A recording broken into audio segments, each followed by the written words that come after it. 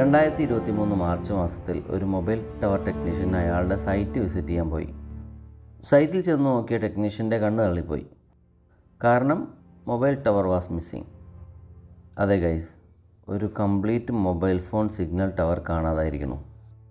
സംഭവം നടക്കുന്നത് ഉത്തർപ്രദേശിലെ കൗശാംബി ജില്ലയിലാണ്. കണ്ണ് തള്ളിപ്പോയ ടെക്നീഷ്യൻ ഈ കാര്യങ്ങളെല്ലാം പറഞ്ഞ് തൻ്റെ ഓഫീസിൽ ഒരു കംപ്ലയിൻറ്റ് കൊടുക്കുന്നു.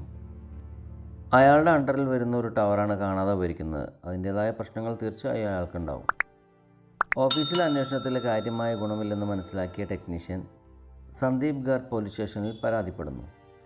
അയാൾ കൊടുത്ത പരാതി അനുസരിച്ച് ജനുവരി 2023 മൊബൈൽ കമ്പനി ഉജ്ജയിനി വില്ലേജിലുള്ള ഒരു പ്രൈവറ്റ് ലാൻഡിൽ ടവർ ഇൻസ്റ്റാൾ ചെയ്യുന്നത്.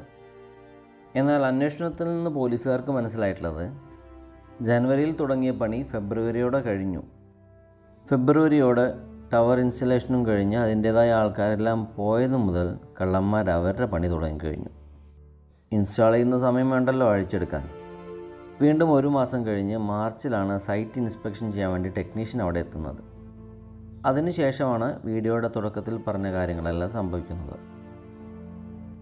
ടവർ മാത്രമല്ല ഗൈസ്, ഏകദേശം 8.5 ലക്ഷം രൂപ വരെ വരുന്ന ടവറും ഷെൽട്ടറും ഇലക്ട്രിക്കൽ ആൻഡ് ഫിറ്റിംഗ്സ് ഉപകരണങ്ങളും കാണാതായിട്ടുണ്ട്. ഇത്ര പൊക്കത്തിൽ നിൽക്കുന്ന ഒരു ടവർ തന്നെ കാണാതാകണമെങ്കിൽ എന്ത് നാടായിരിക്കും അത്. ഒരു പക്ഷേ നിങ്ങൾ ഈ വാർത്ത കേട്ട് അന്തം വിട്ടിട്ടുണ്ടെങ്കിൽ ഒന്നുമല്ല കേട്ടോ. അതുക്കും മേലെ ഇതിലും വലിയൊരു സംഭവമുണ്ട്. അത് നാളെ പറയാം. Thank you.